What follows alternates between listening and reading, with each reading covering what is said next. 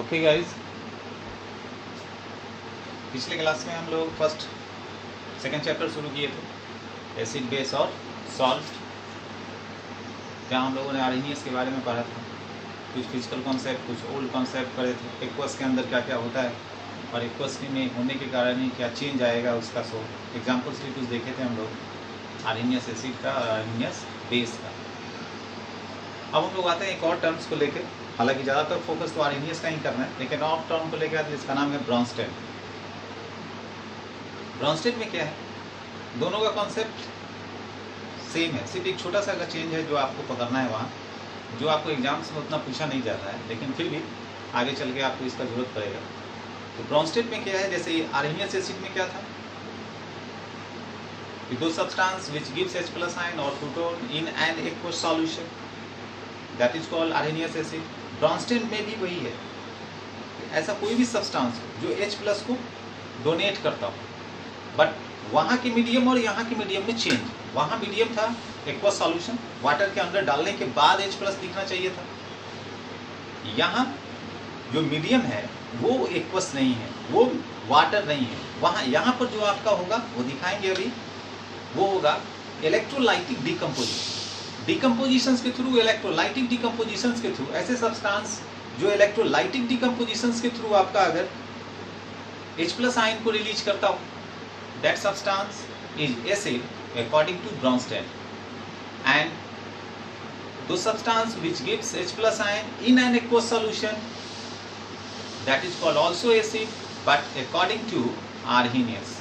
दोनों में ये चेंज है, एक एक्वस सॉल्यूशन में जाने के बाद H प्लस आता हो तो आर्हेनियस है, जो इलेक्ट्रोलाइटिक डिकम्पोजिशन होने के बाद तब H प्लस आता हो वो ब्रॉन्स्टेड।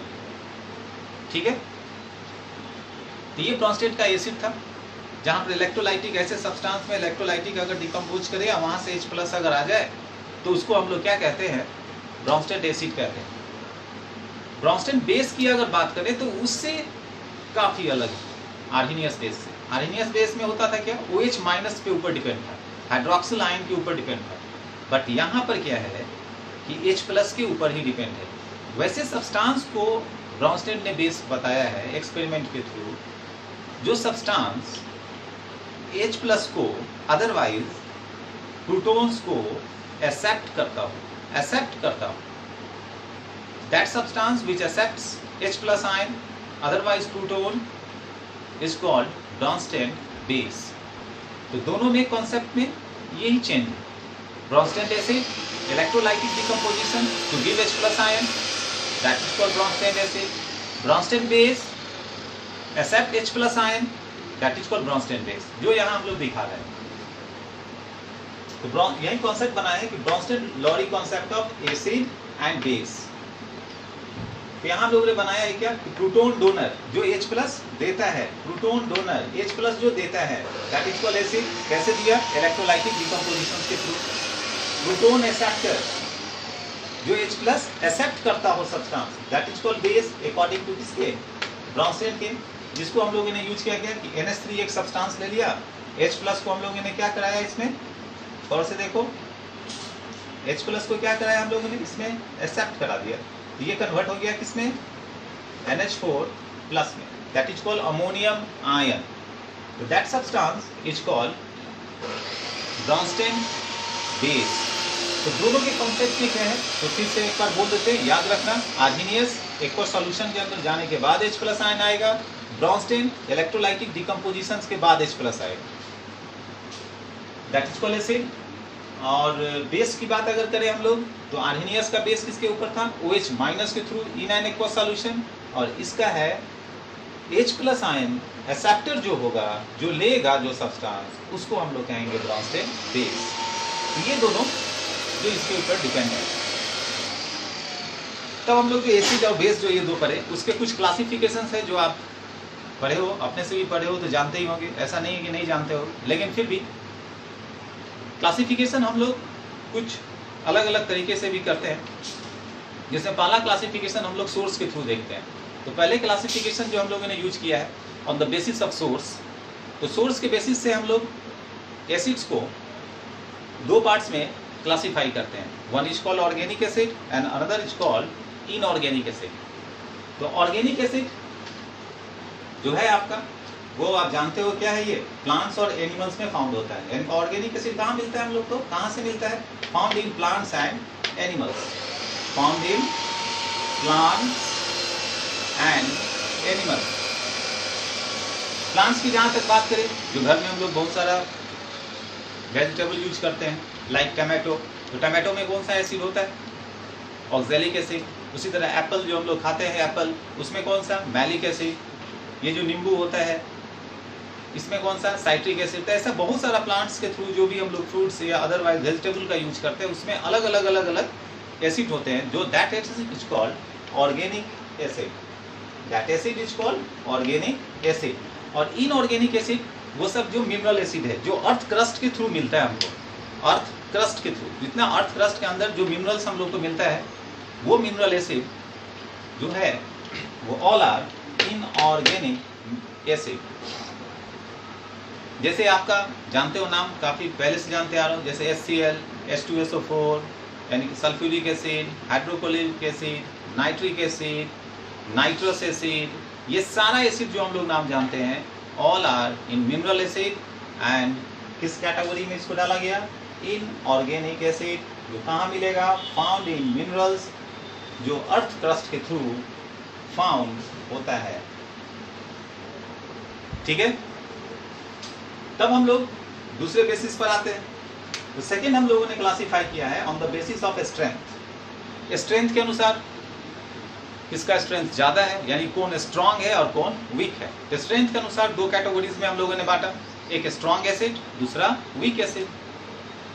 तो स्ट्रांग एसिड उसको कहते हैं हम लोग, ऐसा जो भी एसिड है जो कंप्लीटली आयोनाइज कर जाए, H+ आयन, जो हम आपको यहाँ दिखाते हैं, थोड़ा समझ लो बात। स्ट्रांग एसिड उसको कहोगे जो कंप्लीटली आयोनाइज कर जाए, लाइक मान लो HCl ही है, HCl को जब हम लोग वाटर में डालें, वाटर में डाल दिए, वाटर में डाल दिए तो ये H+ जो है और ये जो Cl- है, ठीक, ऐसा कोई भी एसिड हो जो वाटर में डालने के बाद H+ कंप्लीटली आयोनाइज कर जाए, उसके बाद इसके अंदर कहीं से भी H+ न होना चाहिए। दैट मीन्स कि जो सब्सटेंस आपका एसिड है, वाटर में डालने पर अगर इस सब्सटेंस का H+ कंप्लीटली बाहर आ जाए, कंप्लीटली आयोनाइज कर जाए, that substance is strong acid. ऐसा होता क्यों है, इसका रीजन बाद में हम लोग बात करेंगे, लेकिन ऐसे इतना याद रख सकते हैं कि दो substance which completely ionize H+ ion in an aqueous solution, that is called strong acid।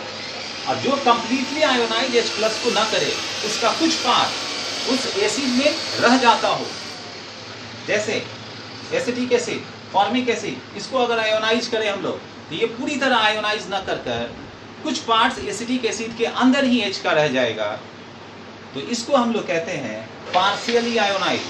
तो वीक एसिड H+ को पार्शियली आयोनाइज करता है और स्ट्रॉन्ग एसिड कंप्लीटली H+ को आयोनाइज करता है।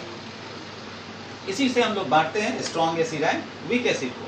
तब थर्ड पार्ट हम लोगों ने बांटा है on the basis of water content in acid, water content in acid.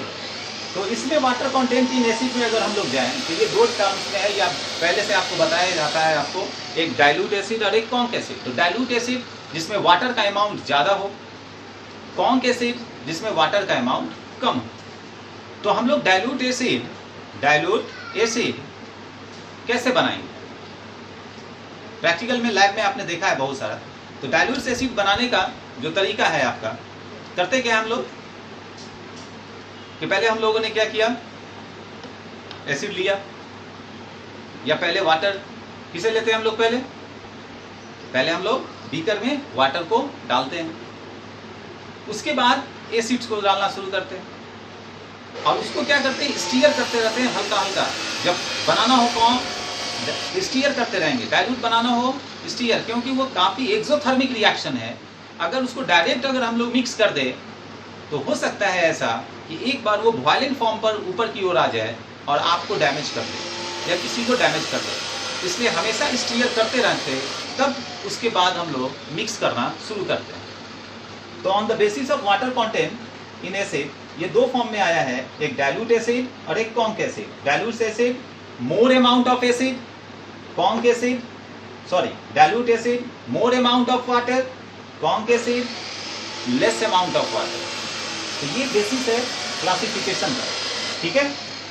इसके आगे अब हम लोग अगला देखते हैं। ओके, तो अब हम लोग आ रहे हैं लेके क्लासिफिकेशन ऑफ बेस, ठीक है। तो क्लासिफिकेशन ऑफ बेस, जैसे आपका एसिड का भी जस्ट हम लोगों ने बात किया according to strength, on the basis of strength, उसी तरह स्ट्रेंथ के बेसिस पर अगर बात करें, इसको भी हम लोग दो कैटेगरीज में बांटेंगे, एक वीक बेस और एक स्ट्रॉन्ग बेस। तो देखते हैं हम लोग वीक बेस और स्ट्रॉन्ग बेस को। तो जनरली जो आपका स्ट्रॉन्ग बेस होता है वो आपकी रिएक्टिव सीरीज का जो हाईली रिएक्टिव है, अपर वाला रिएक्टिव मेटल्स है, उसके साथ जो भी ऑक्सीजन या हाइड्रोक्साइड कंबाइन कर ले, लाइक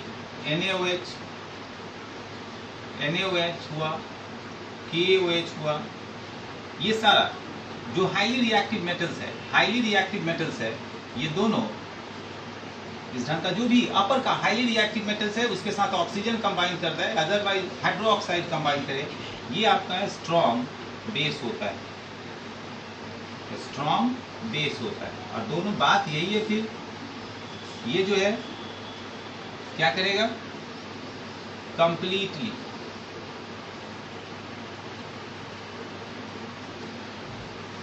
कंप्लीटली आयोनाइज कर जाएगा। क्या कर जाएगा, ये कंप्लीटली आयोनाइज कर जाएगा, क्या, OH माइनस आयन।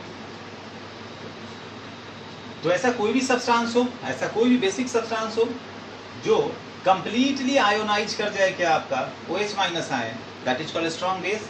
और उसमें सोडियम, पोटासियम, जो भी हाईली रिएक्टिव में ऊपर में मेटल है आपका, उसके साथ जो भी आपका ऑक्सीजन है, हाइड्रोक्साइड ऐड करता हो, वो सब स्ट्रॉन्ग बेस के अंदर आता है। जबकि वीक बेस की अगर बात करें तो आपका वो भी है, आपका हम लोग बात किए थे, जैसे magnesium hydroxide MgOH(2), calcium hydroxide CaOH(2), ये सब वीक बेस में आता है। ऐसे अब आप आगे अगर जाओगे तो आगे अगर जो पढ़ चुके हो, जिन्होंने पढ़ रखा है उसकी बात अलग है, लेकिन ये सोडियम और पोटासियम लास्ट में जो आपका एक पीरियोडिक टेबल चैप्टर है उसमें साफ साफ लिखा है ये अल्कली मेटल है, जबकि मैग्नीशियम और कैल्शियम इसको हम लोग अल्कलाइन अर्थ मेटल कहते हैं। उस समय देखेंगे क्यों। तो ये जो है आपका वीक बेस है, ये सब आपका वीक बेस है। अमोनियम हाइड्रोक्साइड इसके साथ आप ले सकते हो, NH4OH, ये सारा सब वीक बेस है। और जो पार्शियली आयोनाइज करता है, पार्शियली आयोनाइज क्या, OH minus ion.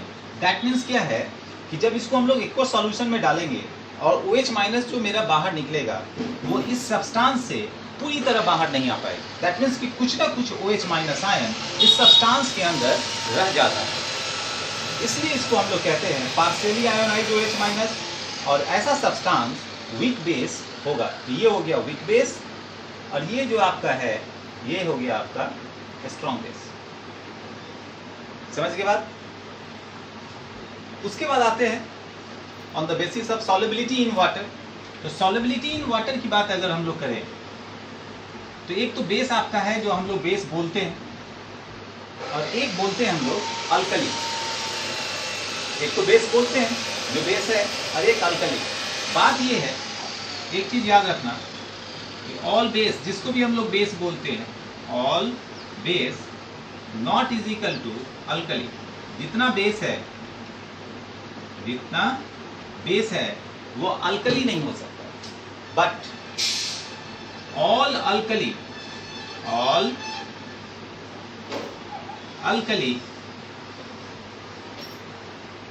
Is equal to base कहते हैं हम। All base not is equal to alkali, but all alkali are base. जितना अल्कली है वो सब बेस होते हैं। दोनों में डिफरेंस क्या है? एक वाटर में कंप्लीटली सॉल्युबल है और एक वाटर में कंप्लीटली सॉल्युबल नहीं होता है। वाटर में कंप्लीटली सॉल्युबल होगा, वाटर में कंप्लीटली सोलेबल नहीं होगा। तो that is the difference between alkali and base. किसके बेसिस पर? Solubility in water. तो जो वाटर में कंप्लीटली सोलेबल हो गया that is called alkali, and जो वाटर में सोलेबल नहीं हुआ, कंप्लीटली सोलेबल नहीं हुआ, पार्शियली सोलेबल हुआ, दैट इज कॉल्ड बेस, जिसको हम लोग बोलते हैं। तो ये था क्लासिफिकेशन आपका एसिड और बेस का। अब हम लोग प्रॉपर्टीज में जाएंगे, इसकी केमिकल प्रॉपर्टीज में इसका कुछ रिएक्शंस देखेंगे कि इस प्रॉपर्टीज के थ्रू क्या रिएक्शन है। फिजिकल प्रॉपर्टीज तो आप पहले भी जान चुके हैं कि ये टर्म करता है, उसमें लिटमस का टर्म देख चुके थे, इलेक्ट्रिसिटी देख चुके थे, तो ये सब फिजिकल प्रॉपर्टीज आपने ओल्ड कंसेप्ट में देख चुका है। अब हम लोग केमिकल प्रॉपर्टीज में इन करेंगे, ठीक है। और केमिकल प्रॉपर्टीज में तब जाकर और उसके अंदर कुछ पीएच का और इंडिकेटर को चेक कर लें। Okay, thanks.